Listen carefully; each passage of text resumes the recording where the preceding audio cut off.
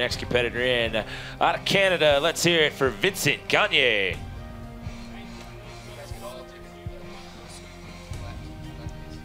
All right, Vincent Gagnier is on course. Known for his rails as well, his variety of grabs in the air. A lot of double grabs. You know, it's so difficult to do. Hold on to those grabs at how it can play with your rotation. Cork 7 there from Vincent. Into the switch left 12, kind of wrapping out the last 180, trying to get it around so he can land forward. There's the front flip tail off the chicken coop. Holding mute over the rail there, so some creativity there from Vincent Gagnier. Off to the right side with the 10. Another right spin, double grab on that, another 10 from Vincent Gagnier, showcasing a couple different spins, a couple different grabs. And a snow shower to the fans down here. Sammy Carlson and Willie Borm at the bottom of the course there. A big bunch of snow there from Vincent Gagnier. Well, this is going to be an improvement for him. The question is how much. He had a 31.40 in that opening round of competition. And looking at the monitor here, I believe that says he's sitting in 27th pre-run. A little bit of a glare casting on that thing in here. So your bubble score, again, we keep talking about it, 68 flat. That's Henrik Harlaut. And again, if you're just following along on Dew Tour Live on the web, that bubble score, why do we call it the bubble score? Because that's the 16th place position score as of right now. And we're taking the top 16 into the final. So what do you think, Mike? You think this is going to creep him up into that top 16? You know, Jimmy, so difficult to predict. You know, I'm watching all these runs, a lot of benefits there with Vincent. I love the grab on the rail. We haven't seen that yet from any of the athletes. As well, those different grabs that he's able to perform in the air really sends a strong message to the judges that he has the execution, he has the difficulty, but you know what? There's a lot of guys out there performing today. Right now, you look at Matt Walker in that 15th place, Henrik Harlaut from round number 1, 68 points, the current bubble score. So he had a lot of good things going on in the run. Interesting to see what the judges will do. You got to remember Sammy Carlson, who's kind of halfway in that midpoint, 9th place right now, 81 points with that big 630 onto the rail. So again, judges talking this one over, a bit of a heated debate taking place over there. Scores are coming in. It's a downright fist fight, Jimmy. You need a 68 flat or better, and he's knocking on the door, but not enough to get it a 67.20. So that moved him up from 27th into 17th. We go back up to the top, bringing our next competitor out of Canada. This is Alex Beaulieu-Marchand.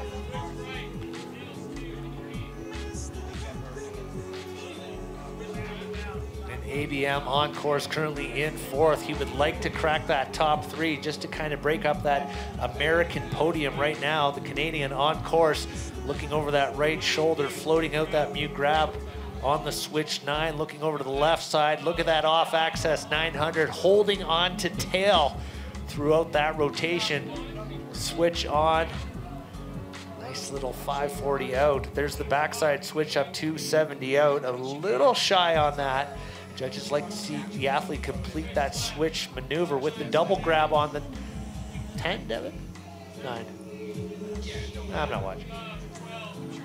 Nice looking 12 there from ABM as he looks to try and crack that top 3 position. Bobby Brown, 0.6 points ahead of him, 88 points even. Joss Christensen, 88.80. And Nick Goepper right now with a commanding lead, 93.20. You talk about the benefit that gives to Nick, who will be dropping in last in the finals, gets to kind of watch and assess. And then he can strategize and put his run together to try and get on top of the Ion Mountain Championship podium. So he had an 87.40 that first go around, which had him in 4th, and you said he'd like to try to break up that top 3. Yeah. And not going to do it. He's going to stick with that first run score. But how about the consistency he's had out here today? Yeah. 2 scores in the high 80s. He's got an 87.40 the first go around, 87 flat this time. We got a local boy coming into the mix here, representing Breckenridge. Let's make some noise for Bobby Brown. Well, let's pay attention to that top 3 right now. 87.4 would get you into that 3rd place. Needs all the elements of that criteria: execution, difficulty, and variety. Very clean on the rails there. The 2 on, 2 off on that Dew Tour feature. Now here's where he excels in the air. Holding onto that Japan grab on that 9. There's the right spin, grabbing safety down by the boot.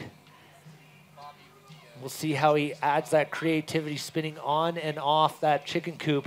Switch onto the rail, 270 out to switch, 2 jumps remaining, trying to crack the top 3. Bobby Brown putting himself into pole position for the finals. 1 jump remaining. Breckenridge, make a little noise for Bobby Brown.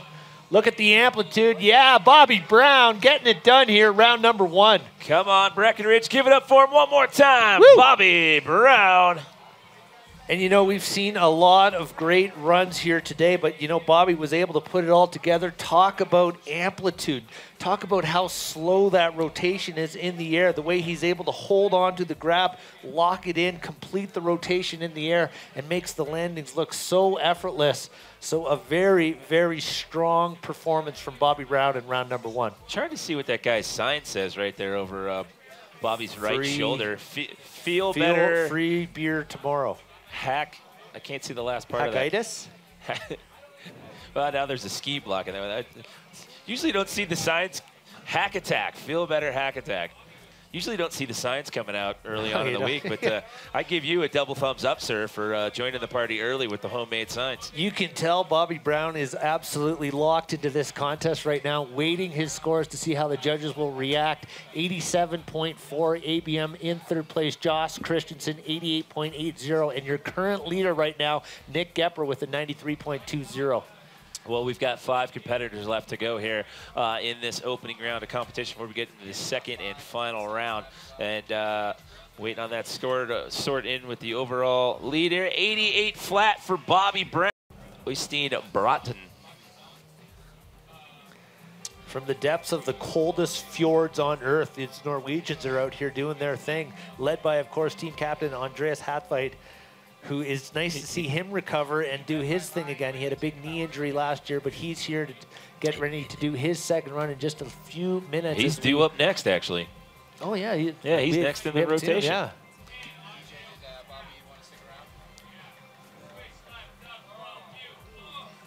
Nice switched up 12 mute there, throwing that axis nice and controlled in the air. Another very creative rotation there, taking it forward. Big 270 onto that rail. Nice and clean there from Øystein. Wow, and you can just see the amplitude suffering a little bit. Remember Bobby Brown, we just saw with that effortless rotation, trying to reach for the grab. And that'll do it right there. Breckenridge, let's give it up one more time for Øystein Bråten. So a couple deductions on the bottom half of that course. Amplitude and grabs being the main focus here today in the slope course.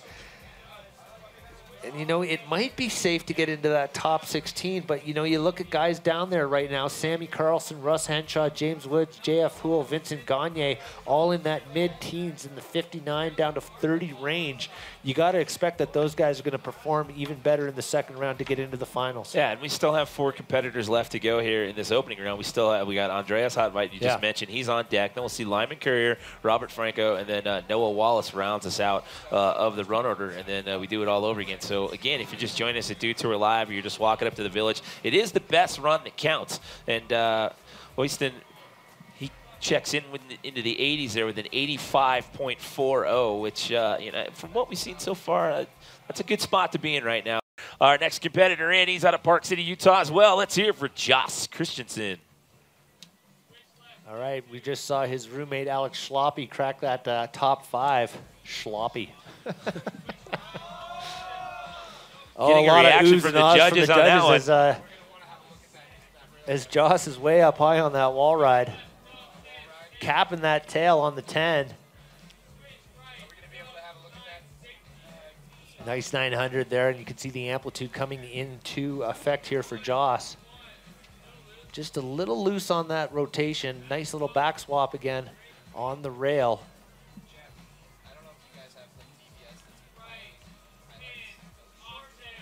Right 10 really wants to get into that grab, lock in the execution of that grab as he does there on the mute to 12. And that'll do it right there. Breckenridge, let's give it up for him one more time. Joss Christensen. Taking out a little bit of snow fence right there, but he's up, he's okay. Give him a round of applause one more time. Well, these judges really have their work cut out for it. You can see that top 10 really starting to condense. And you heard the reaction out of those boys over there early on in the run. Looked like he might have Gives a little stinger there going in the yard right there, Joss.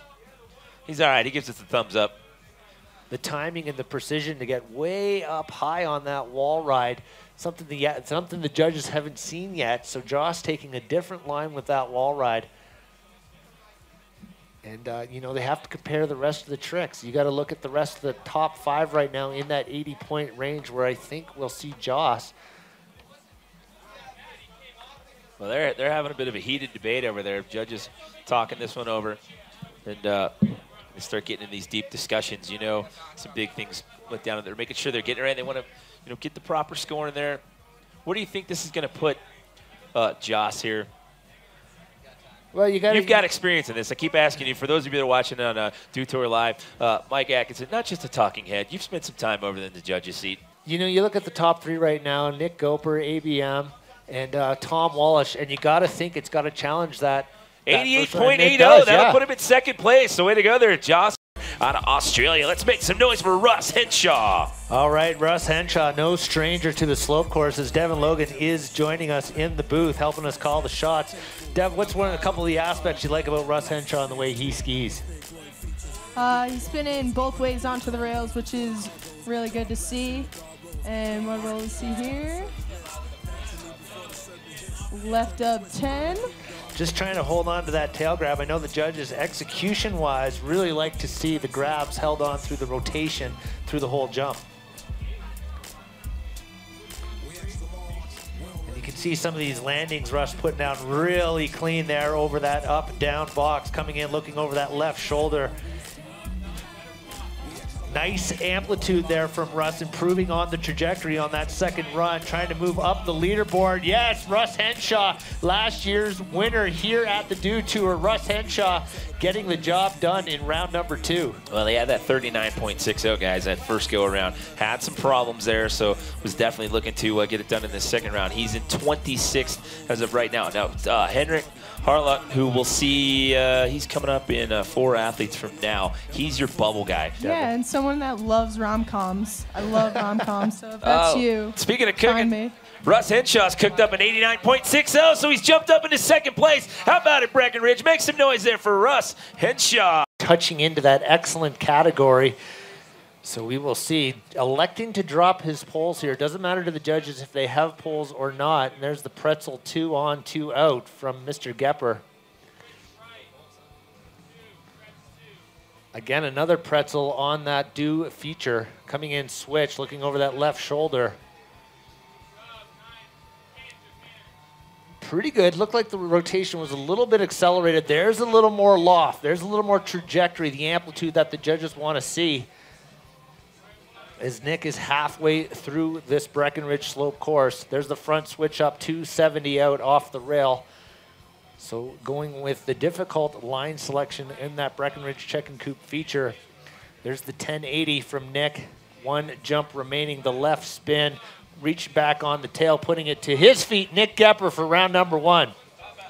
How about it, Breckenridge? Give him a big round of applause there. Starting off the second half of round number 1, giving the fans down here in the corral a little snow shower as he makes his way towards the snow fencing here. What do you think as we play the score game here? I know I like to put you on the spot a lot when we do this.